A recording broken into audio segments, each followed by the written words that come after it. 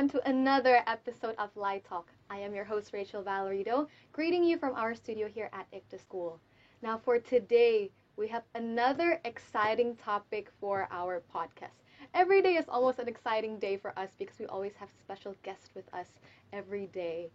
Now, for today's episode, we will discuss about a very interesting topic that might pique the interest of senior students or even other youths who are aspiring to be ministers, perhaps, working in the ministry, starting pastoral work. Now, today we have Mr. Gusti Agung Wijoyo here with us as a parent and also as a pastor here. Welcome. Thank you for having me, everyone. Yes, thank you so much for Yeah. coming here. Sure. Okay, so I would like to ask you, Mr. Agung, Yeah. tell us a little bit about yourself. What do you do? I start my ministry since 2000, year 2000. Oh, Yeah. okay. So I pastoring a church in the U.S. I see. Start from 5 adult and Mhm. 1 kid, and by the grace of God, it's become one of the largest Indonesian congregation in the U.S. at Wow. that time. I We have see. almost 800, around 800 active members I in see. Atlanta, Georgia. It's Mm, a Gereja Bethany Atlanta. I Ya, see. dan saya mengembalakan di situ kurang lebih 10 tahun. And then I go back to Indonesia for good in year 2010 Mm, until now. I Nah, di see. Indonesia saya tidak mengembalakan lagi dan saya lebih aktif untuk berkhotbah, mengajar dan mengadakan seminar-seminar di gereja-gereja secara interdenominasi. Oh, Ya, that's okay. about me. Alright, thank you. Nah, saya mau bertanya, what made you realize that you wanted to be a pastor? What was your journey? Pasti ada ceritanya kan ya kalau Ya. seperti ini. Ya. Bagaimana, Pak? Actually, saya sendiri di tahun-tahun pertama itu bingung apakah benar saya ini jadi hamba Tuhan, jadi pendeta. Hmm. Karena cita-cita saya sejak awal selalu menjadi pengusaha, menjadi bisnismen. Karena semua dari kakek nenek moyang, dari papa semua bisnismen, dan saya kepingin Gitu banget ya. jadi bisnismen yang sukses.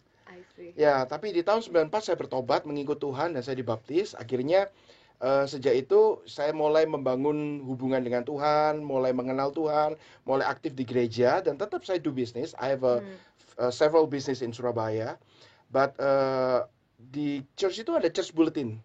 Ada church bulletinnya gede gitu, ada selalu ada satu kolom itu STT, Sekolah Teologi ya. Oh, yes. Every time I read that iklan, like something calling me, like Ah, you know, like that feeling. yeah. Saya pikir ngapain gue sekolah Alkitab begitu kan? Terus, but I cannot hold it until around a year after that. Hmm. Saya coba-coba masuk ke sekolah Alkitab. Saya pikir bukan jadi pendeta, tapi untuk belajar Alkitab. Okay. Dan saya belajar di situ, singkat cerita kurang lebih 1-2 tahun. Tiba-tiba ada jalan yang untuk mengutus saya ke Amerika. Dikatakan di situ, kamu sekolah lagi aja di sana dan di situ ada pelayanan yang membutuhkan. Mungkin kamu bisa start the church di sana. Ya, see. dan itu awal mulanya. Akhirnya saya berangkat dan mengikuti aja path dari Tuhan, panggilan dari Tuhan yang saya nggak bisa tahu from start until end gitu, kayak apa Tuhan bukain semua, enggak. But step by step by step, akhirnya saya jadi pastor. I see. Iya. What a wonderful journey ya. Itu Iya. pasti banyak mikir-mikir, banyak diskusi ya pasti itu. Sure. I can imagine. Hmm. Okay, but now, what is life like as a pastor in the middle of the pandemic, especially at the early beginning of the pandemic? Di saat itu kita semua pasti tahu dan ingat ya, saat itu pasti banyak yang went through lots of pressure. Yeah. The death rates were high. There were no vaccines at the time, no medicine, very few treatments. How was it as a pastor at that time? Of course, it's very chaotic ya. Karena as a pastor kita harus care about others. As a human being, I need to care about me, myself, and my family. Yes. And then my wife also losing her job, and dia sempat nganggur 6 bulan. Dan itu salah satu source of income utama dari keluarga kami. Dan saya juga pelayanan biasanya keliling, dan di situ semuanya stop. So we are stay at home. do nothing, almost do nothing, ya. Tapi di sana justru yang ada kita nggak diberikan kesempatan oleh Tuhan untuk bingung dengan kehidupan kita sendiri. Karena apa? Kita dibuat sibuk. Yeah. Dibuat sibuk untuk melayani orang-orang yang takut, orang-orang yang bingung. Yeah. Yang terus kontak kita, kontak me and kontak my wife, kontak me counseling, tanya bagaimana ini, kelanjutannya bagaimana, saya begini, banyak lah. Ada yang sedih, kehilangan keluarga dan seterusnya. Dan as a human being saya struggle, tapi as a pastor saya punya tanggung jawab untuk care people. Dan satu hal, waktu kita care people, kita melayani orang lain, kita sendiri dikuatkan. Benar. Waktu kita menguatkan orang lain, kita sendiri dikuatkan. Makanya kita nggak boleh selfish. Yes. Kalau kita keluar, Tuhan isi. Kalau kita nggak keluar, ya Tuhan nggak isi. Nah, my wife juga begitu. Lebih aneh lagi, dia kehilangan kerjaan selama 6 bulan, tapi banyak bekas-bekas anak buahnya, dan terus tanya sama dia, kehilangan pekerjaan. Nah, my wife ini kayak maklar kerjaan. Jadi cariin kerjaan begitu. Orang lain dapat kerjaan, dia sendiri belum dapat. But you know what? Tuhan nggak pernah berhutang. Benar. Dan akhirnya dia mendapat pekerjaan yang terbaik. Dan sampai hari ini, 2 tahun pandemik, kita tidak kurang sedikit pun. Sekalipun secara income kita kurang banyak, tapi Tuhan gantikan dengan cara yang sangat ajaib. Bahkan from apartment we moving to house di Alam Sutera. Iya, kita punya, tadi kita sempat ngomong-ngomong kita punya anjing. Saya piara anjing dan kita mulai start a small business.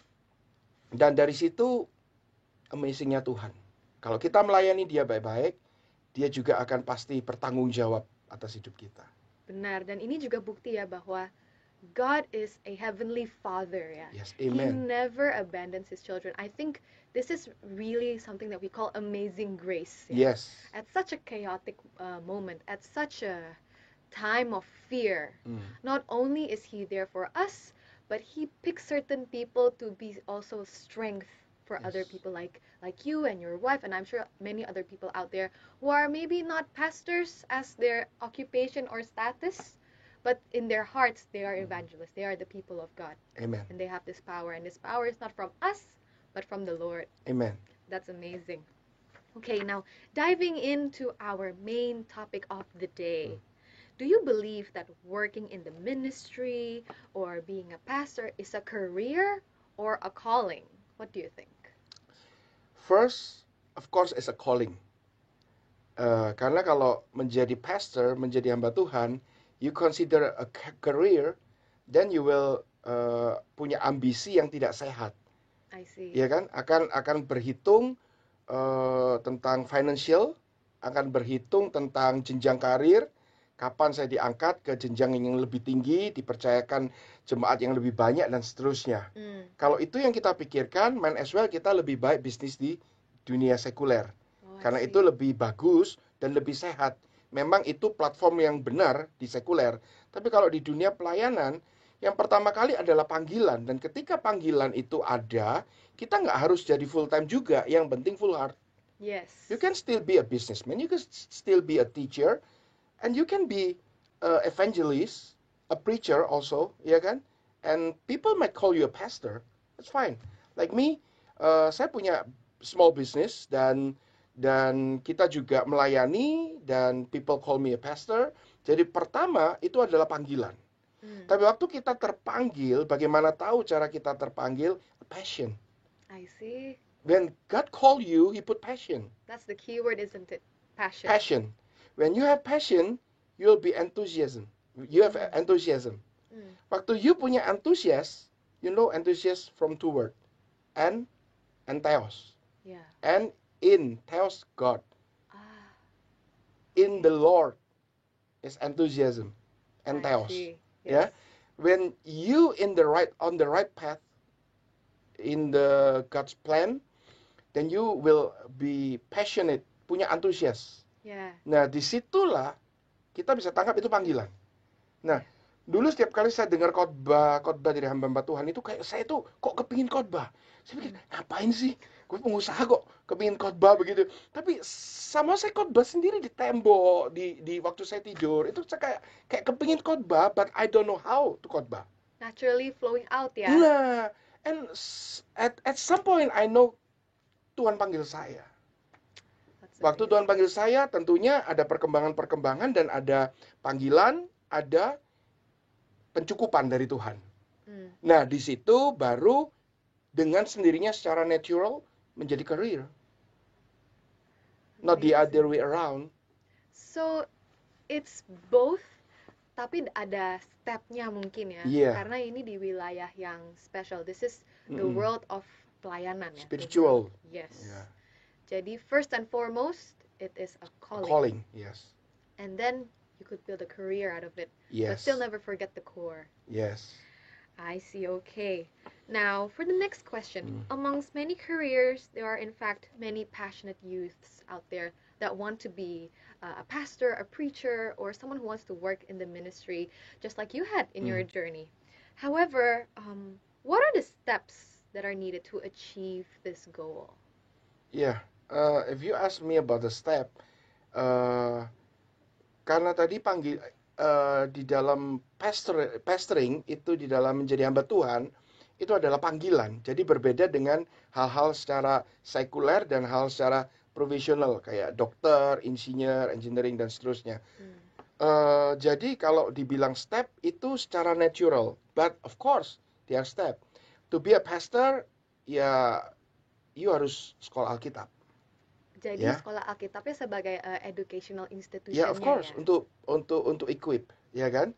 Dan sekolah Alkitab itu nggak harus juga secara akademis seperti sekolah harus ada jenjangnya sampai lulus, bagus. Kalau bisa seperti itu ideal. But you can have like a mentor. You can nowadays you can learn, you can study online di mana-mana bisa. Yeah. Tapi you have to learn bagaimana you will you serve other tanpa you belajar. You harus belajar. Nah, dari situ mungkin kalau you sudah capable, you melayani dan gabung dengan satu organisasi. Nah, di situ ada jenjangnya juga di dalam organisasi. Misalnya jadi pendeta pembantu.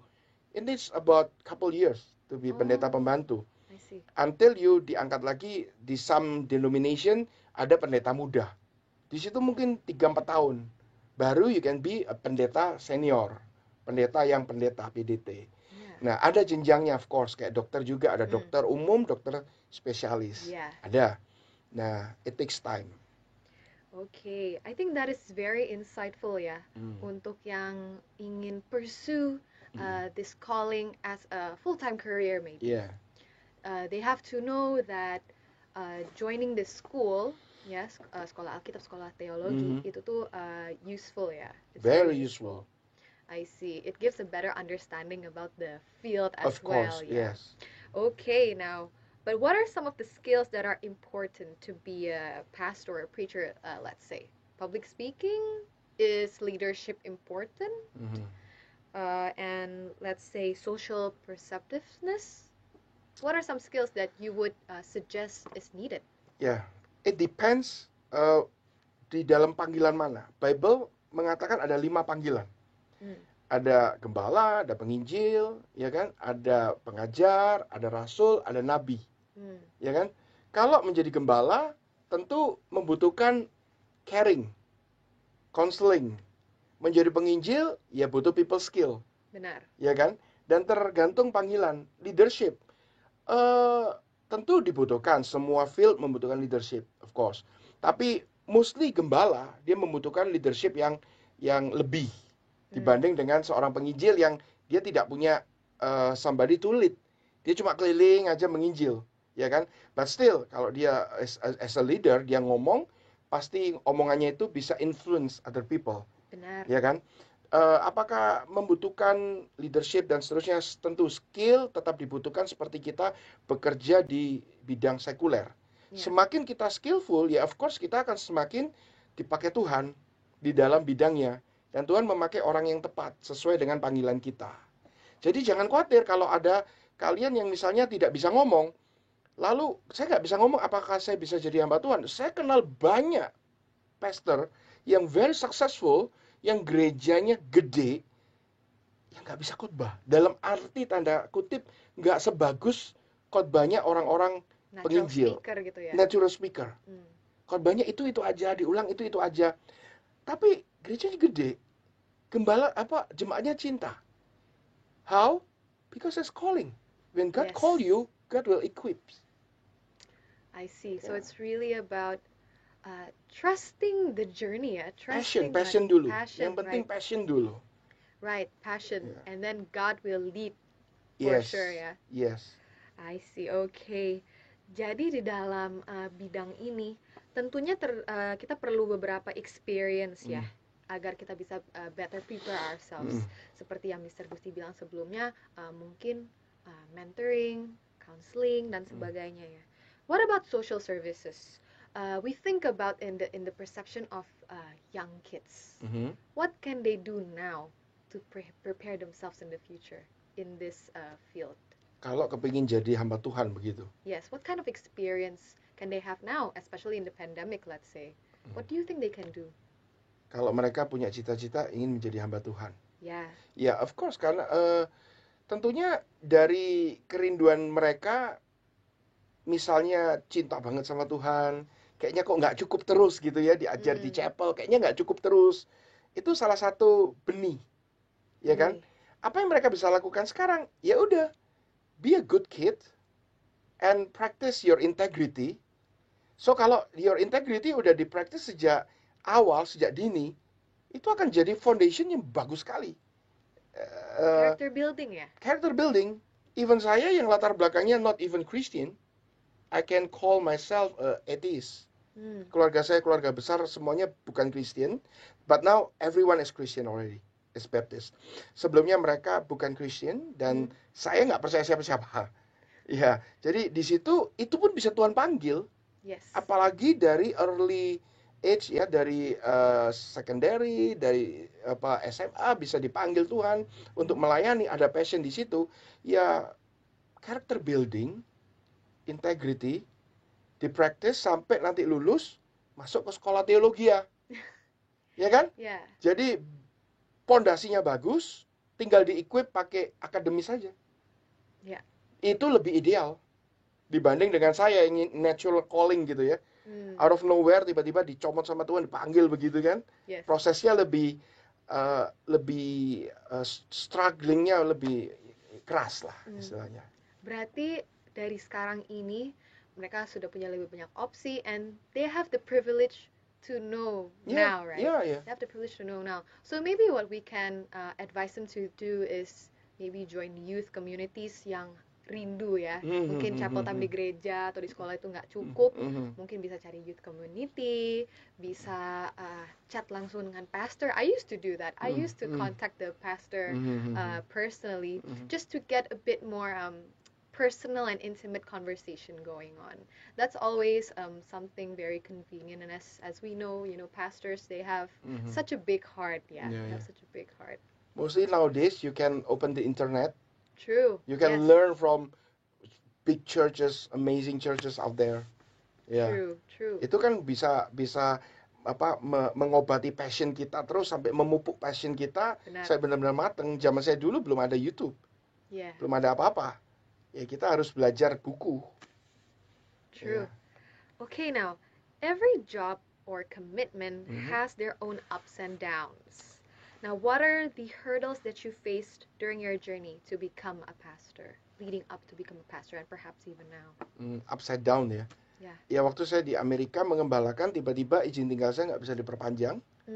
With some reason, it's not my mistake, but other people mistake, yang artinya saya dibohongin sama orang izin tinggalnya, sehingga saya nggak bisa perpanjang, ya kan? Dan akhirnya saya harus balik ke Indonesia meninggalkan jemaat yang sudah sukses di sana. And it's very hard, like, Lord, ini hasil, ya, this is yours, all yours, Yes. but ini juga hasil dari buat tangan saya, kontribusi saya, pelayanan saya. Ya, nonsense lah kalau kita bilang, bukan cuman kamu lah. Ya kalau bukan cuman saya, ada 4 gereja, 5 gereja lain, kenapa kok nggak bisa seperti ini? Ya kan? Of course kita nggak boleh naif jadi orang. Benar. Kita harus tahu kelebihan kita, tapi kita nggak boleh menyombongkan kelebihan kita. Itu penting. Jangan selalu bilang merendahkan diri, tapi di atas gunung merendahkan dirinya. Itu lebih repot ya kan? Nah, di situ waktu saya pulang, saya sempat bingung gitu. Kenapa? Dan kenapa ini diizinkan? It's not my fault gitu kan. Yes. Saya ditipu orang. Sampai saya harus kembali ke Indonesia. But sekali lagi, kalau Tuhan panggil, artinya Tuhan punya journey. Dan journey itu kadang nggak diberitakan kepada kita langsung semuanya dibuka. Kalau semuanya dibuka kan repot juga ya kan? Yeah. Ya step by step. Waktu saya pulang ke Indonesia saya nggak tahu, tapi di sini saya menulis 2 buku. 3 buku actually. 1 buku Kristen dan 2 buku Alex Media, diterbitkan Alex Media. Dan maybe I'm the only pastor yang diterbitkan Alex Media Gramedia. Namanya apa bukunya itu? Pertama Limitless Guide, yang kedua Inside the Moral of Life. I Iya, and see. dua-dua Very udah deep. sold out. Wow, amazing. Dan yang luar biasa, I'm not a writer, and my language kacau balau. Waktu saya tulis buku pertama, saya nggak even ngomong sama istri saya, karena kalau ngomong sama istri saya, I'm afraid it's like Joseph ngimpinya dibunuh begitu. Oh, It's not my wife a mean person, no. Saya nggak mau dibully, like bilang lu nulis buku begitu. Saya diem aja tulis. Jadi tiba-tiba dia tahu, lu mau kemana? Mau photoshoot buat apa? Buat sampelnya buku. What? You writing a book? Yes.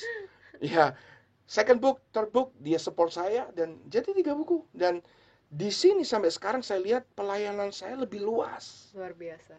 Di situ 800 orang gede, iya. But every week 800. But di sini saya bisa khotbah di depan 3.000 orang. Bisa sampai 1 minggu 7 kali khotbah. Bukan berapa banyaknya, berapa kalinya khotbah, tapi berapa jiwa yang saya bisa contribute, invest in their life with the word of God. Yes. So God purpose is number one. Kepentingan kita itu later. Jadi you overcome this hurdle by first you ask God, ya, you converse with God, you communicate with Him. Why? But then you found it along the way. Apakah seperti itu? You found it along the way how you overcome, atau it came to you like? I use this word, recalibrate myself. Recalibrate. Saya harus menyesuaikan dengan panggilan Tuhan. Kan kadang kita kalau udah lama dipakai wear and tear, kita bisa lose, bisa ya kan, kadang kita sombong, kadang kita bisa ini punyaku loh Tuhan, ya kan. Tapi di situ Tuhan ingatkan lagi, akhirnya kita balik lagi. Dan bagaimana? Ya yield. You have to yield sama Tuhan. You nggak pernah menang sama Tuhan. David bilang, Job bilang, Ayub bilang, aku mau berperkara dengan Tuhan, ya kan. Tapi Tuhan, siapa kamu berperkara dengan aku? Benar. Ya kan? Aku kurang kudus apa? Aku punya ini semua tapi semuanya hilang apa? Ayo berperkara. Tuhan tantang. Dan di pasal-pasal terakhir Ayub bilang apa? Dahulu aku mengenal Tuhan dari kata orang, tapi sekarang aku mengenal Engkau secara pribadi. Yes. Saya melayani sukses di Amerika, tapi mungkin pada saat itu saya lebih mengenal Tuhan dari kata-kata pastor lain, but since then the struggle, now saya mengenal Tuhan lebih pribadi lagi. Amazing. Jadi ini sebenarnya tanpa disadari ini kita naik next level. Oh, of course, process to the next level. Amazing. Yeah. Okay. Now next, this is the last question. It takes great responsibility and a big heart to be a pastor, as we've already discussed today. But is there something that you would like to tell the youths out there that are wondering right now, if, as you had before as your experience, apakah benar ini calling untukku? Benar gak ya?